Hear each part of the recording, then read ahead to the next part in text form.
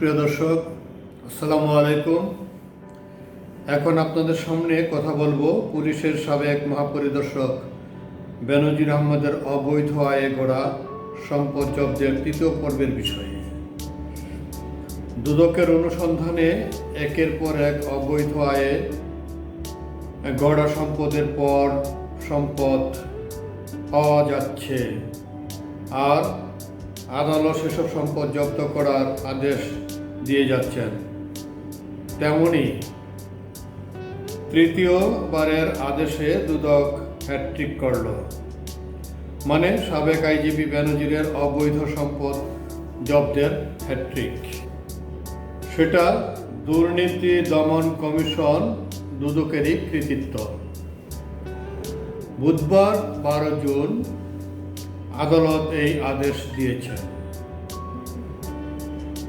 সুপ্রিয় দর্শক, কালের কণ্ঠ লিখেছে, তৃতীয় দফায় সাবেক আইজিপি বেনজির আহমেদ ও তার পরিবারের নামে বান্দরবানে 75 বিঘা সহ মোট 77 বিঘা জমি, নারায়ণগঞ্জের রূপগঞ্জে 10 কোটি টাকা মূল্যের বাংলো বাড়ি, রাজধানীর উত্তরায় 7 তলা বাড়ি, আদাবর বাড্ডায় 8টি ফ্ল্যাট, মাছ ও গরুর খামার, টেলিভিশন চ্যানেল ও গার্মেন্টসের শেয়ারের তথ্য নতুন করে পাওয়া গেছে।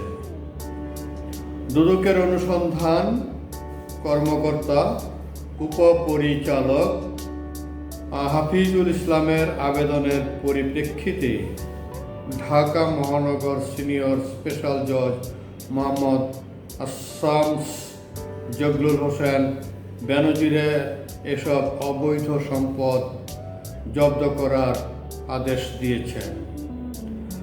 নিয়ম অনুযায়ী আদালতের আদেশের মধ্য দিয়ে এসব অবৈধ সম্পদ জব্দ করে দুদক।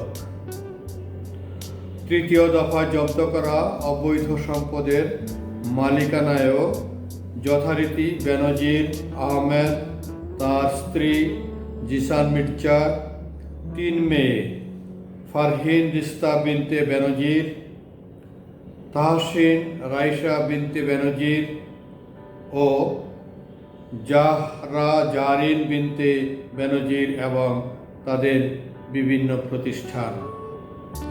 দর্শক, আপনারা জানেন, পুলিশের সাবেক মহাপরিদর্শক বেনজির আহমেদ তার স্ত্রী ও 2 মেয়েকে জিজ্ঞাসাবাদের জন্য 2 দফা ডাকলেও তারা দুদকে হাজিরা দেননি।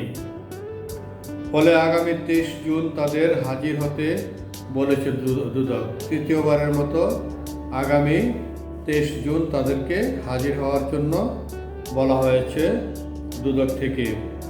তৃতীয় দফায় পুলিশের সাবেক মহাপরিদর্শক বেনজির আহমেদ ও তার পরিবারের সদস্যদের নামে বাড্ডা এবং আদাবরের 8টি ফ্ল্যাট ক্রোকের আদেশ দিয়েছে আদালত। এছাড়া নারায়ণগঞ্জের রূপগঞ্জে 24 কাঠা জমি, যেটা বাংলো করেছে 10 কোটি টাকা মূল্যের, বান্দরবানে 75 বিঘা জমি ও উত্তরায় 3 কাঠা জমি ও ক্রোকের আদেশ দিয়েছে আদালত।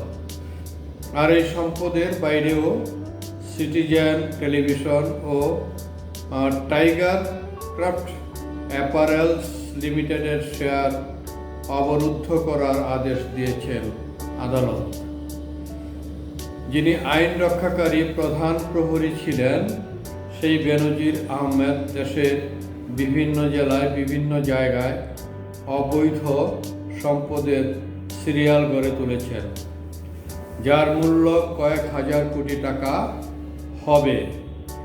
দুর্নীতি দমন কমিশন দুদক বেনজিরের সেই সব অবৈধ আয়ে গড়া সম্পদের অনুসন্ধানে গলদঘর্ম হচ্ছেন। অবৈধভাবে যে সম্পদ গড়েছেন সাবেক পুলিশ মহাপরিদর্শক বেনজির আহমদ, তার সম্পদ খুঁজে বের করতে দুদক এখন গলদঘর্ম হচ্ছেন, অর্থাৎ তাদের ঘাম ছুটে যাচ্ছে। সুপ্রিয় দর্শক, এখন এ পর্যন্তই। ভালো থাকুন। আল্লাহ হাফেজ।